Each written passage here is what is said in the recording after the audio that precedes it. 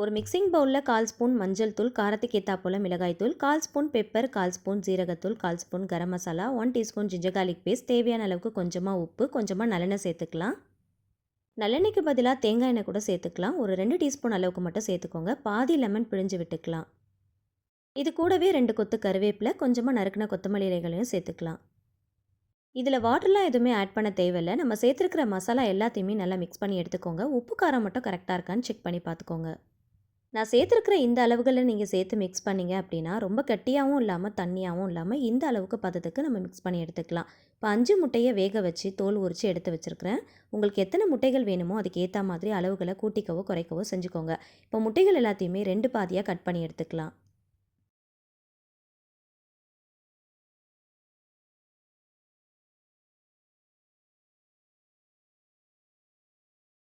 Cut பண்ண முட்டைகளை இந்த மசாலாவில் சேர்த்து நல்லா பெரட்டி விட்டுக்கோங்க.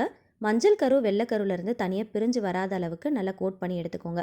பொறுமையாக கிளறினீங்க அப்படின்னா மசாலா எல்லாமே நல்லா கோட் ஆயிரும்.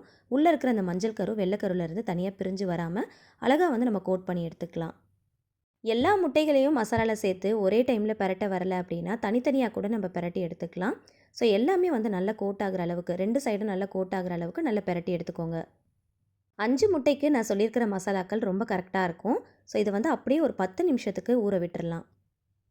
உடனே கூட செய்யலாம். மசாலாவில் நம்ம ஊற வச்சோம் அப்படின்னா இன்னும் நல்லாயிருக்கும். அதுக்காக தான் 10 நிமிஷம் ஊற வைக்கிறோம். இப்போ தவாவில் தேவையான அளவுக்கு ஆயில் ஊற்றி ஷாலோ ஃப்ரை தான் பண்ண போகிறோம். முட்டைகளை ஃபஸ்ட்டு மஞ்சள் கரு இருக்கிற அந்த சைடில் திருப்பி போட்டுக்கோங்க.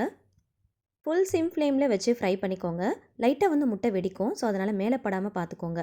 ஃபுல் சிம் ஃப்ளேமில் வச்சு 2 பக்கமும் ஜஸ்ட் ஒரு 5 நிமிஷத்துக்கு மட்டும் நம்ம ரோஸ்ட் பண்ணால் போதும். ரொம்ப நேரம் விட்டுட்டோம் அப்படின்னா கருகி போன மாதிரி ஆகிடும். ஸோ அதனால் இந்த அளவுக்கு செவந்து வர அளவுக்கு ரோஸ்ட் பண்ணி எடுத்துக்கோங்க. கத்தியை வச்சு லைட்டாக திருப்பி விட்டுக்கோங்க.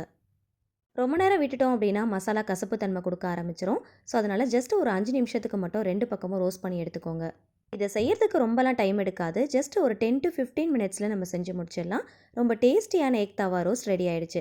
இது கூட நறுக்கின கொத்தமல்லி இலைகளை தூவிட்டு சர்வ் பண்ணிக்கோங்க. சாம்பார், ரசம், தயிர்னு எல்லாத்துக்குமே சைட் டிஷ்ஷாக சர்வ் பண்ணிக்கலாம். வெஜ்ஜு, நான்வெஜ்ஜுன்னு எல்லாத்துக்குமே செம்ம காம்போவாக இருக்கும். ஸோ கண்டிப்பாக ட்ரை பண்ணி பார்த்துட்டு மறக்காமல் ஃபீட்பேக் ஷேர் பண்ணுங்கள். வீடியோ பிடிச்சா லைக் பண்ணி ஷேர் பண்ணி சேனலை மறக்காமல் சப்ஸ்கிரைப் பண்ணிக்கோங்க. தேங்க்ஸ் ஃபார் வாட்சிங்.